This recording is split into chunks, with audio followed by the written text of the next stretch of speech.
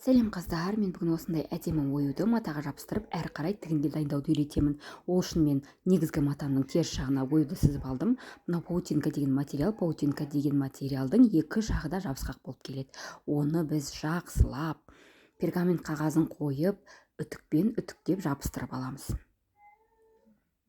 Паутинкамен жұмыс жасау кезінде ең ыңғайлысы поклан пергамент қағазының ақ түсі және де оракл, самоклеющаяся бумага. Ораклдың жылтыр бетін төмен қаратып үтіктейсіздер. Қызып тұрған үтікпен жақсылап үтіктеп алғаннан соң дәл осылай болып шығады. Қалып кеткен жерлерін туралаңыздар. Ол өткені жабыстырған кезде ыңғайлы болу үшін бізге. Паутинканы жабыстырып болған соң оюымызды қырқуымыз керек. Ыстық үтіктен үтіктеп болған соң бірден бүктемеңіздер, ол өте жабысқақ келеді, материал бір-біріне жабысып қалып ыңғайсыздық тудыруы мүмкін. Кішкене суы қажет.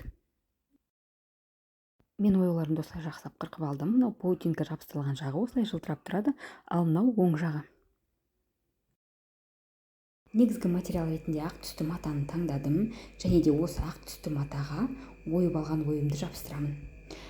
Негізгі матам қатып тұру үшін және тіккенде ыңғайлы болу үшін, оюым әдемі және де оюымыз әдемі көріну үшін біз теріс жағына флизелинді жабыстырамыз. Флизелин дегеніміз бір жағы жабысқақ, екінші жағы жылтыр материал.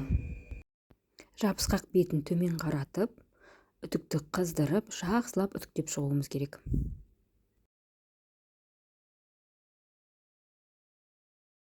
Видеода көріп тұрғандарыңыздай, паутинкада флизелин де матаның теріс жағына жабыстырылады.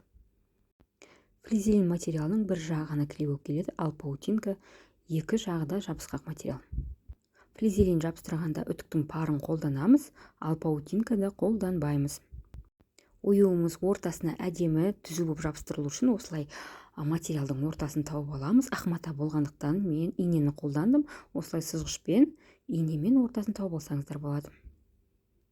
Материалымыздың ортасын тауып болған соң оюымызды түзулеп, әдемелеп орналастырамыз, және де үтікті қыздырып, хыбы материалды төсеп үстіне жақсылап үтіктеп аламыз. Бұл жолы үтіктің парын қолдансаңыздар да болады.